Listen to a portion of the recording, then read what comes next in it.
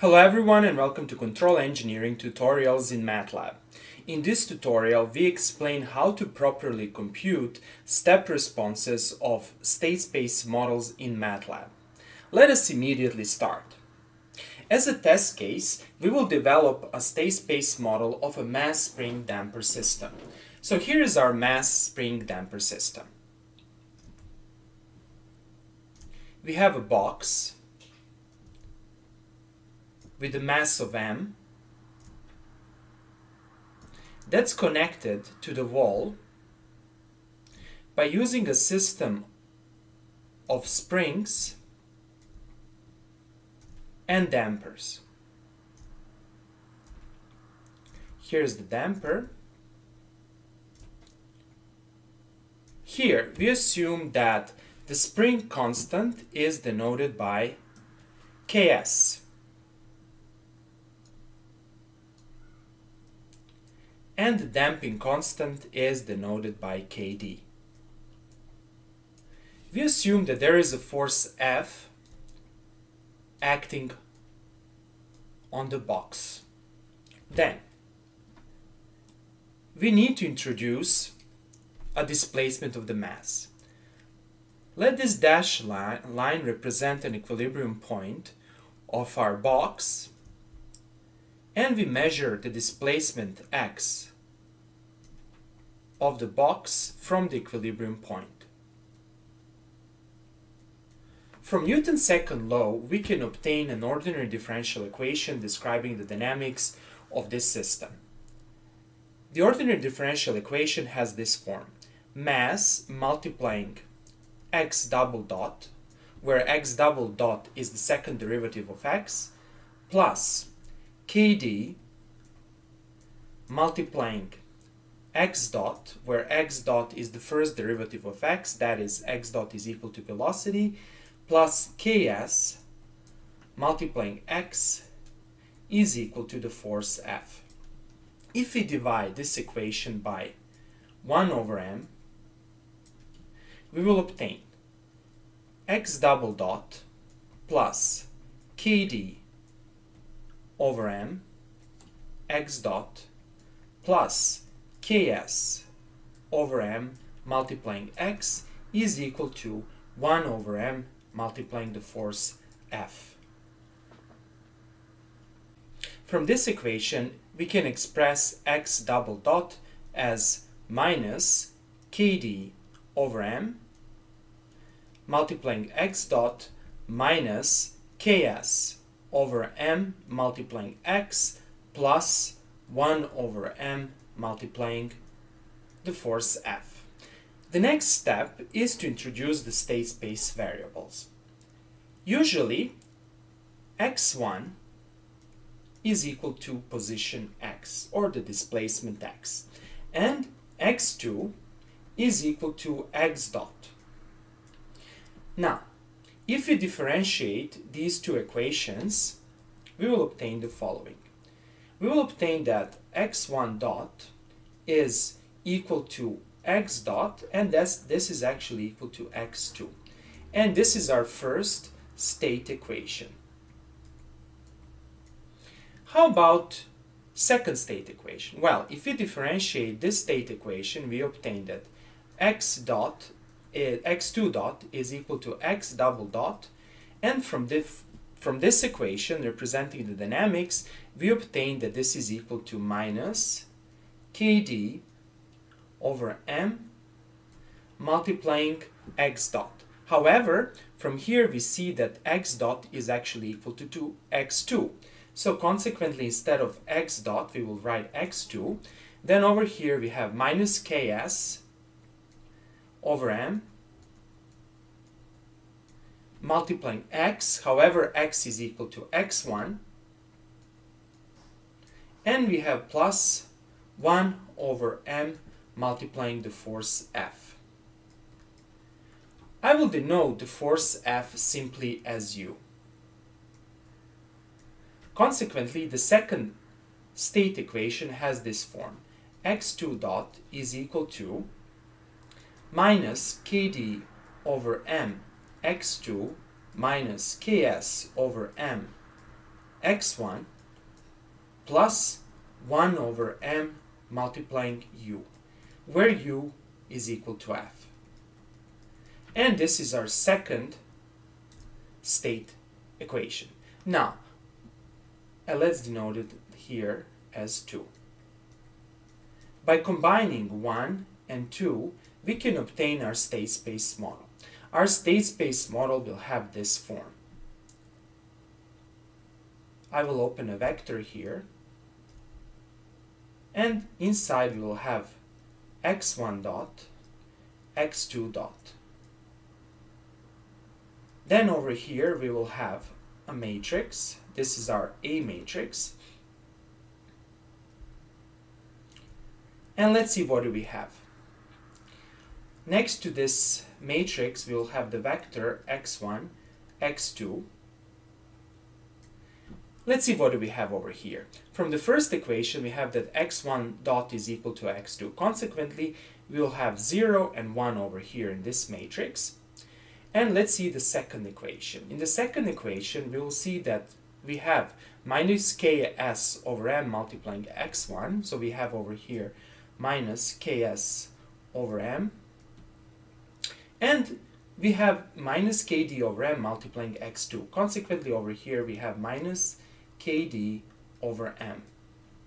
And what do we have over here? We have plus 0, 1. Actually, not 0, 1. We have 0 over here, 1 over m, multiplying u. And this is our state equation. This matrix over here is the A matrix, and this matrix over here is the B matrix. Here's our state space model once again for clarity. In addition to the state equations, we need an output equation. Over here, we assume that we have a sensor measuring x. And only measuring x. That is, we are not measuring the velocity. The sensor provides the output value y. And y is equal to 1, 0 multiplying x1, x2. And in addition over here, we will have 0 multiplying u. This is our output equation describing the sensor measurements. That is, we are simply measuring 1 multiplying x1, and that's simply x1. Now, we can write these two equations in the compact state space form. We introduce the vector x underline as x1, x2. This is the state vector, and notice that this is actually a vector notation since I have underline. Then we introduce the matrix A as 0, 1 minus ks over m minus kd over m. Then we introduce the vector B, or the matrix B, as 0, 1 over m. Then we introduce the matrix C as 1, 0. And finally, we introduce the matrix D as a simple scalar 0. Consequently, these two equations can be written like this.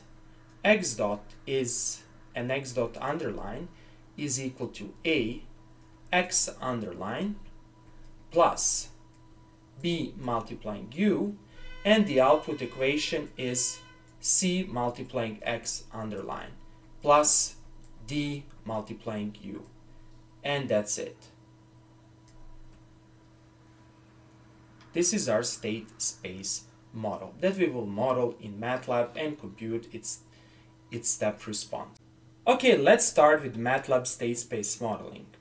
The first step is to define the system parameters. They are the mass. Let's assume the mass of 10 kg. They're the spring constant. Let us assume the spring constant of 10,000. Then the damping constant equal to, for example, 10.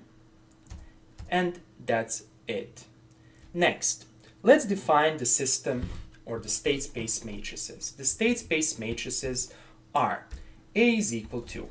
Now, The first row is 0, 1, and the second row is minus spring constant divided by mass minus damping constant divided by mass.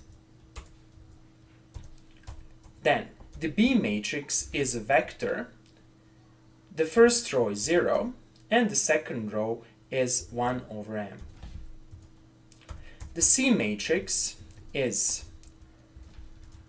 1, 0, and D matrix will be denoted as an empty matrix since it's actually 0. However, we can simply denote it as an empty matrix.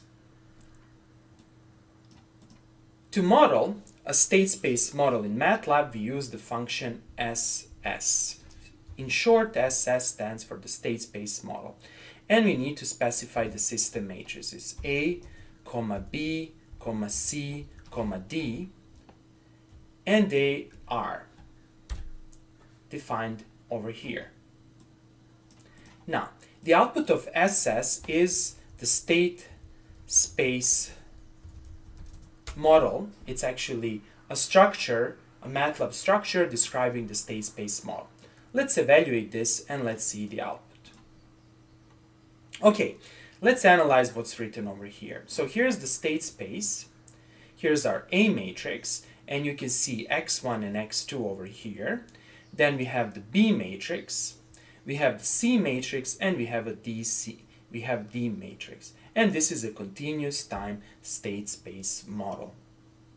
The step response of this system is computed under the assumption that the force F is equal to the step signal or the Heaviside signal.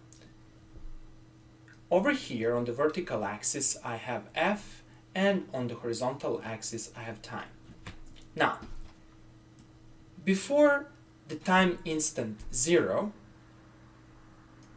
the force is equal to 0. At the time instant 0, the force becomes equal to 1. Let me just nicely write it down. And after 0, the force stays constant and equal to 1. Over here, it is for simplicity assume that force F is equal to 1. However, we can assume any other value. For example, 10, 100. The main thing is that the force is constant after 0. Okay, so this is the step response. In the case of our state space model, that looks like this, and y is equal to cx, the u, since u stands for F, will assume this form in the time domain. So let's learn how to do that in MATLAB. To do that in MATLAB, we need to simply use the function step. And we specify as the input of the function step our state space model. And let's see what will happen.